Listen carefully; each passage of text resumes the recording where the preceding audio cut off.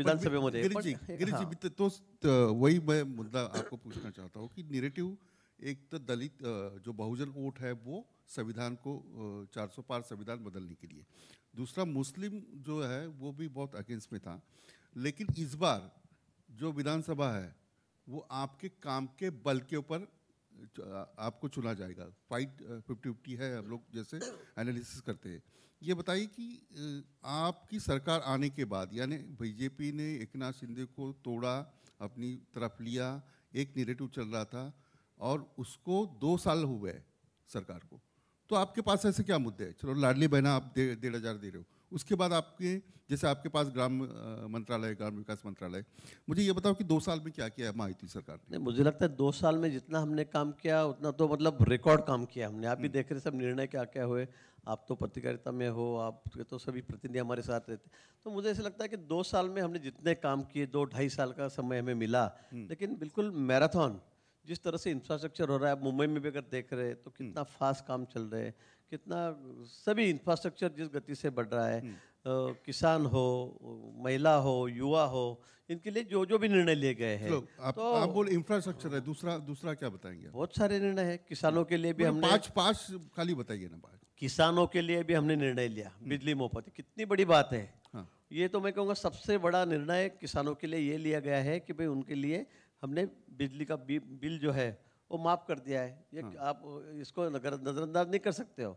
ये किसानों के लिए, उनके लिए सबसे अहम बात है, सबसे बड़ी बात है। यानी केजरीवाल का पैटर्न यहाँ आपने किया, राजस्थान का लाडली बहना ला लिया, जो भी हो किसका पैटर्न किया, लेकिन जो भी अच्छा है, जो गरीब के हित में है, सामान्य लोग हैं उनके हित में, किसानों के हित में है, ऐसे बहुत सारे निर्णय हमने लिए। एसटी में हमने महिलाओं को आधा टिकट कर दिया, वो भी अच्छा निर्णय रहा। अभी महिलाएं घूमती नजर आ रही है, नहीं तो पहले महिला घर में रहती थी। अभी कहीं भी देखो घर के लोग घर में बैठ जाते हैं, महिला को बोलते जाओ आप बाजार करने भी आप चले जाओ, शादी में भी आप जाओ, कोई दुर्घटना होती है वहाँ चले जाओ, हॉस्पिटल में किसको देखने जाना है आप ही चले जाओ, चाहते सब। अभी महिला बाहर आ गई, सबसे बड़ी बात है। और मोदी जी ने तो कहा था शुरू से, 10 साल से मोदी जी पंतप्रधान है इस देश में, तब से आपने देखा होगा पूरा गैस से लेकर, तो अभी सिलेंडर भी हमने मुफ्त कर दिए। अभी हर घर जल, हर एक को मकान, हर एक को बिजली, हर एक को टॉयलेट, राशन मुफ्त, कितने सारे निर्णय हैं। किसानों के लिए जो अल्पभूधारक किसान हैं, जिनको छोटा मतलब 1-2 एकड़ 3 एकड़ जमीन जिनके पास है, उनके लिए भी देखो आप 1,000 रुपये महीने को उनके अकाउंट में जा रहे हैं। अभी लाडली बहना को 1500 रुपये। एक गरीब आदमी जो है, गरीब किसान है, गरीब आदमी है, मजदूर आदमी है, उसके लिए ये बहुत बड़ा मायना रखती है। हम लोगों को लगता है 1500 रुपये क्या है। हमारे अपोजिशन वाले कहते हैं, कांग्रेस वाले कहते हैं, शिवसेना वाले कहते हैं, ठाकरे गट हो गए कि भाई क्या 1500 रुपये क्या आप खरीद रहे हो क्या? 1500 से अच्छा रोजगार देते तो वो अच्छा होता। नहीं भाई देखो, रोजगार तो आपको भी पता है, हर एक आदमी को तो रोजगार 100% लोगों को कोई दे नहीं सकता।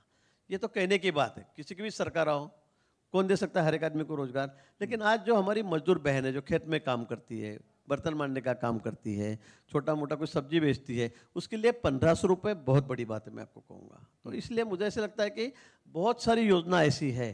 कितनी योजना मैं गिनाऊँ आपको? बहुत सारी योजना है। किसानों के लिए हमने क्या क्या किया है, मजदूरों के लिए क्या किया है। अभी आप देखो गाँव की तरफ अक्सर लाइन लगी रहती है, सबको बर्तन, प्रेशर कुकर से लेके, तवा से लेके, बर्तन से लेके 15,000 रुपये तक के सामान घर चलाने के लिए जो सब बर्तन लगते हैं पूरे स्टील के, बहुत अच्छी क्वालिटी के, वो दिए जा रहे हैं। जो हमारे मजदूर भाई है उनके लिए पूरा बक्सा भर के, उनको गमबूट से लेके, उनको पूरा हेलमेट से लेकर सभी मतलब जिनको जो जो जरूरी है वो सब बातें दी जा रही है। ये पहले कभी नहीं हुआ था। ठीक है, तो 5 हो गए। लेकिन सुधीर आप भी पूछ सकते हो, हिंदी में पूछ सकते हो, लेकिन सुधीर एक पूछना चाहिए कि आपको संकट मोचन कहा जाता है। मराठा आरक्षण का मुद्दा अभी भी है, मनोज जरांगे पाटिल अभी भी अनशन पर बैठे हैं, ये आपको तकलीफ नहीं देगा? और आप ही आरोप कर रहे हो, बीजेपी के नेता आरोप कर रहे हैं मनोज जरांगे पाटिल के पीछे शरद पवार है। शरद पवार को महाविकास आघाड़ी को लोकसभा में ज़्यादा सीटें मिली थी, 31 सीटें मिली थी। अब ये मुद्दा सुलझा नहीं है तो विधानसभा में उसका नुकसान नहीं होगा? मराठा विलास, उसमें दूसरा और बात चल रही है कि उसके पीछे एकनाथ शिंदे भी है, क्योंकि एकनाथ शिंदे की दोनों सीट वहां पे मराठवाड़े में आई, तो असली में शरद पवार है एकनाथ शिंदे? हाँ, नहीं, कौन किसके पीछे है, कौन किसके, ये मैं नहीं कहूँगा। लेकिन जो सरकार के खिलाफ जो बातें कही जा रही है, जिस हिसाब से बस खाली टारगेट किया जा रहा है देवेंद्र जी को, विशेष रूप से बीजेपी को,